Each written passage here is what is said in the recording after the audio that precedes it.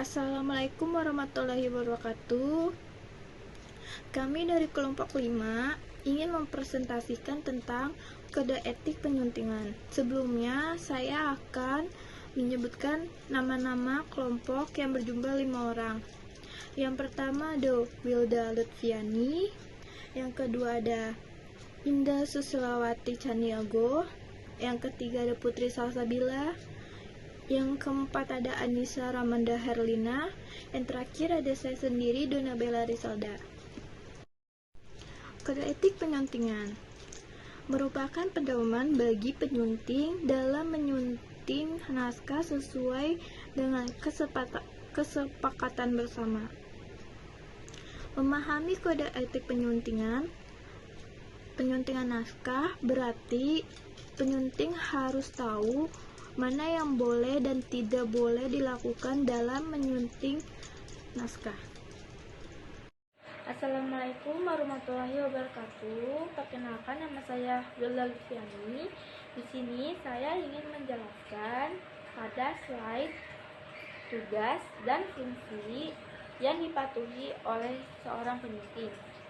Yang pertama, ada tujuan utama pekerjaan seorang penyunting adalah mengolah naskah hingga layak terbit sesuai dengan patokan pembakuan yang digariskan dan dipersyaratkan.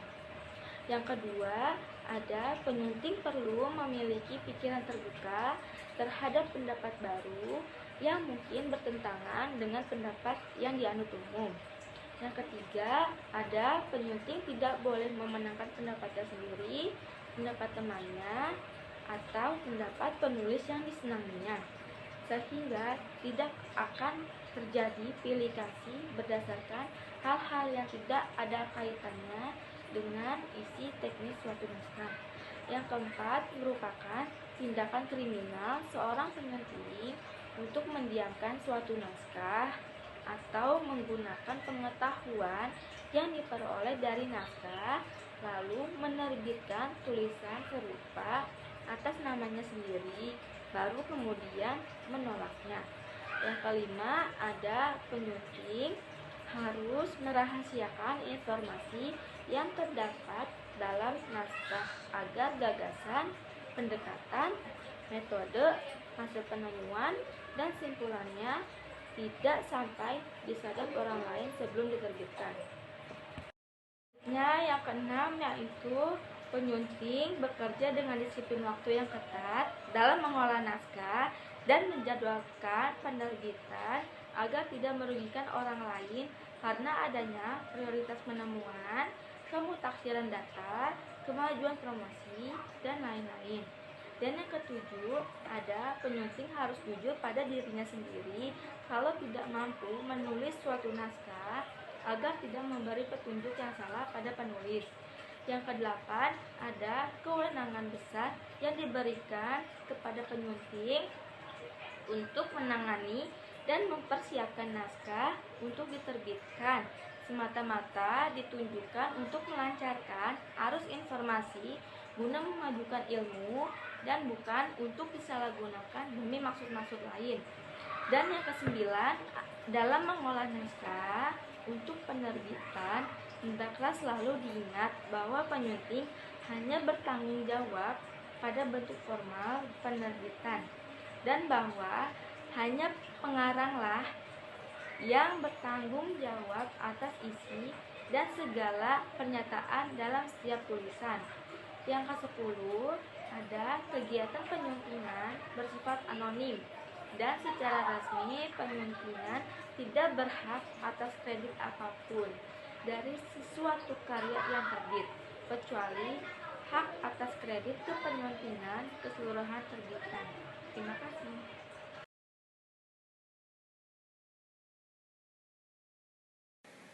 Assalamualaikum warahmatullahi wabarakatuh. Saya Anissa Ramanda, NPM 2019-21 5004, ingin menjelaskan tentang penulis profesional. Penulis profesional adalah penulis yang mahir yang memiliki jam terbang dan kegiatan menulis cukup lama dan banyak, sehingga ide yang dituangkan dalam tulisannya pun akan bervariasi dan berkualitas. Penyunting naskah, jika mendapatkan naskah yang dikirimkan oleh penulis profesional, penyunting naskah akan menyunting kesalahan yang lebih sedikit.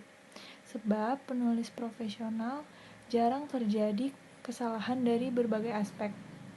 Karena mereka sudah mahir, dan penyunting akan lebih mudah dalam menyunting dikarenakan tingkat kesulitannya itu ringan. Penulis profesional rata-rata dari mereka sudah memiliki jam terbang yang cukup tinggi, sehingga referensi bacaan hingga kepekaan dalam mendalami sebuah masalah bisa lebih terasa. Tak heran penulis profesional bisa dengan mudah menemukan masalah dari sudut pandang lain, dan mereka bisa menguak informasi lebih jeli sampai menjadi sebuah buku. Terima kasih. Assalamualaikum warahmatullahi wabarakatuh. Saya Putri Sasabila, NPM 2019-215044, ingin melanjutkan presentasi dari teman saya. Di sini saya akan menjelaskan di slide 8. Di slide 8 di sini berisi tentang penulis semi profesional. Penulis semi profesional yang memiliki kualitas sedikit di bawah penulis yang profesional. Penulis semi profesional memiliki pengalaman yang cukup mumpuni, namun masih belum mahir dari berbagai aspek yang ada, entah dari segi kebahasaannya atau dari segi kualitasnya. Biasanya, penyunting akan merasakan tingkat kesulitan dari tulisan tersebut. Naskah dari semi profesional memungkinkan lebih banyak kesalahannya daripada penulis yang profesional, sehingga tugas penyunting akan lebih sedikit. Baik, selanjutnya ada penulis amatir. Penulis amatir adalah memiliki tingkat kemampuan paling rendah. Biasanya penulis ini baru pertama kali menulis, sehingga sangat banyak kesalahan atau kejanggalan. Sekian dari presentasi dari kelompok kami, yaitu kelompok 5. Kurang lebihnya mohon maaf. Wassalamualaikum warahmatullahi wabarakatuh.